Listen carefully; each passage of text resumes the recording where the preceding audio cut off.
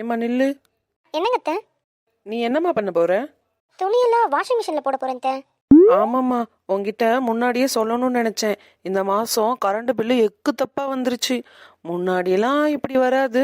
உங்க கல்யாணத்துக்கு அப்புறம் தான். அதனால நீயே இந்த துணியெல்லாம் சோப்பு போட்டுரு என்னம்மா. மாசத்துக்கு இத்தனை தடவை வாஷிங் மிஷின் போட்டா கரண்ட் பில் ஏறத்தானே செய்யும். அப்புறம் என்ன, கிட்னியை வித்தா கரண்ட் பில் கட்ட முடியும்? அதனால எல்லாத்தையும் நீயே கையில சோப்பு போட்டுரு என்னம்மா. நான் எதுக்கு இதெல்லாம் உங்ககிட்ட இப்ப சொல்லி கொடுத்துட்டு இருக்கேன்னா, எனக்கு அப்புறம் இந்த வீட்டு நீதானமா பத்திரமா பாத்துக்கணும்.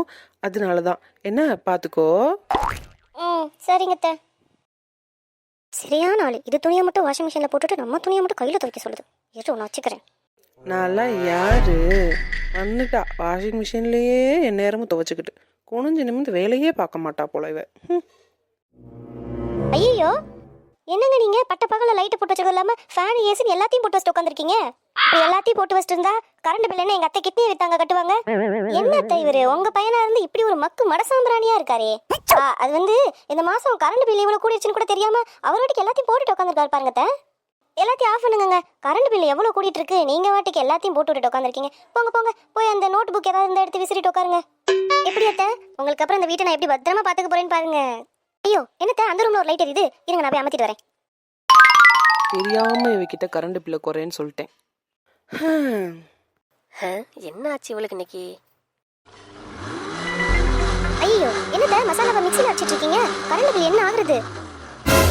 கொல்லப்புறத்துல இருக்க அம்மியில போய் அரைங்கத்த. எவ்வளவு கொழுப்பு இவளுக்கு, என்னையே போய் அம்மியில அரன்றா. சீரியல் பார்க்காம பொழுதே போலப்பா. ஐயோ என்னத்த இவ்வளவு நேரமா உட்காந்து டிவி பார்த்துட்டு இருக்கீங்க? கரண்ட் பில் என்ன ஆகுறது? இப்படி வெட்டியா உட்காந்து சீரியல் பாக்குறதுக்கு ஏதாவது பிரோஜனமா போய் வேலையை பாருங்க. கரண்ட் பில்லாவது மிச்சமாகும். இவகிட்ட கரண்ட் பில்ல மிச்சம் பண்ண சொன்னதுக்கு இப்படி ஏன் சீரியல கட் பண்ணிட்டாலே. சே, என்ன லைன் போகவே மாட்டேங்குது. அடே, என் ரூம்ல இருக்க போனுக்கு பில் கட்டினியா இல்லையாடா? லைனே போக மாட்டேங்குது. மறுபடியும் நீயா? இப்ப என்னடி? அதுத்த ஒரு வீட்டுக்குள்ள எதுக்கு அத்த 3 போனு? அதான் உங்க ரூம்ல இருக்க இந்த போனோட கனெக்ஷனை கட் பண்ண சொல்லிட்டேன். நீங்க சொல்லி கொடுத்த மாதிரியே வீட்டு செலவை சிக்கனமா பாத்துக்கிறேனா? வரேன்.